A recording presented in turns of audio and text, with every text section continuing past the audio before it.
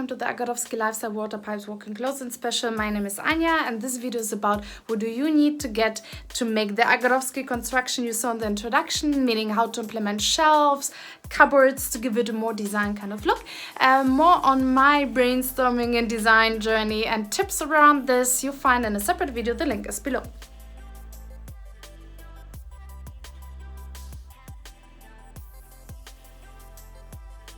As you can see, the construction is built around this cupboard in a symmetrical look, kind of a mirror image, but as your eyes will wander around, you're gonna see asymmetrical elements. Come and see.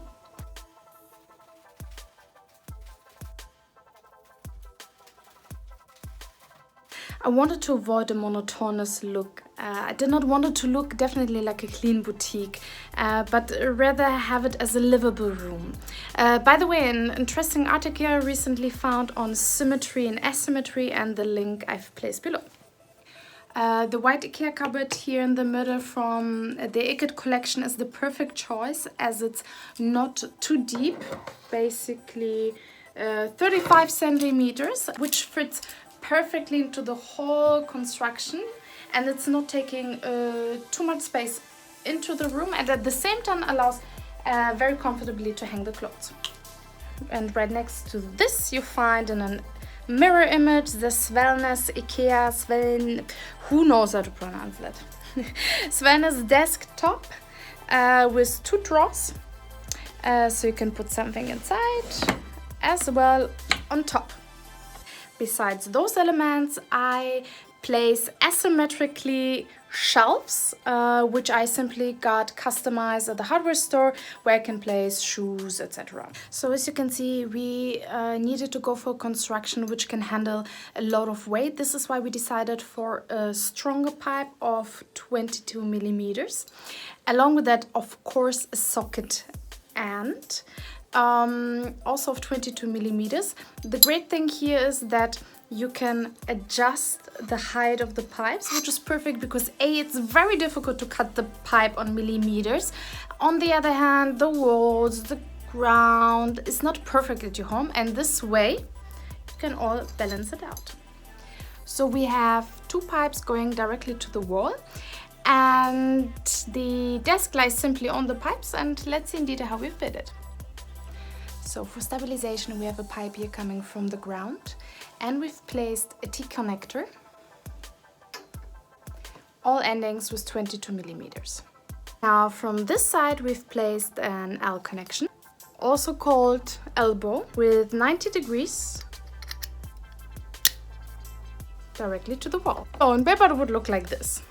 We have the socket ending directly in the wall, then a pipe, and an L connection which goes directly to the T connection here.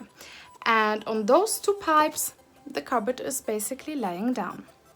So now there are two types of L connections, and pay attention when you buy them because I did not the first time and it costed me extra time. Now this is the L connection I introduced you in the beginning. It has on one side the fitting of a 22 millimeter pipe, and on the other side it basically becomes the 22 millimeter pipe.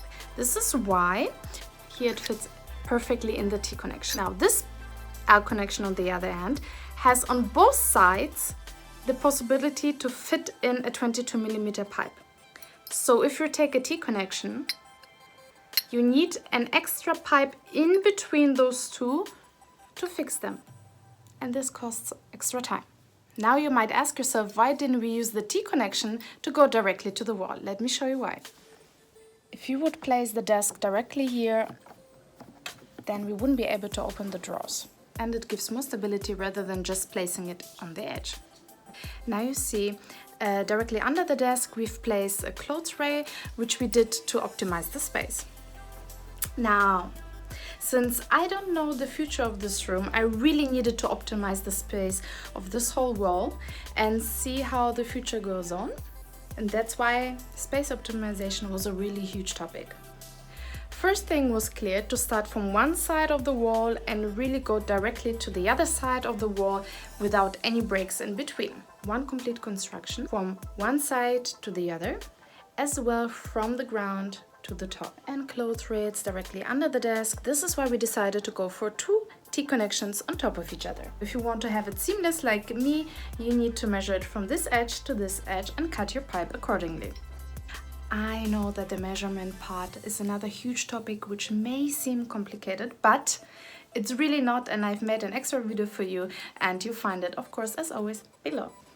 Another cool idea is to place shelves going instead of from the standing pipe from the clothes rail. So we've simply placed here a T connection, then an L connection, and went directly to the wall. This is how we build the Agarowski Construction. I hope this helps you to build your own dream water pipes project and just simply play around with the different solutions. Don't be afraid of asymmetry. As John Tschichold once said, asymmetry is the rhythmic expression of the functional design. And if you have any kinds of questions, please feel free to reach out to me directly on Instagram. Thanks for watching.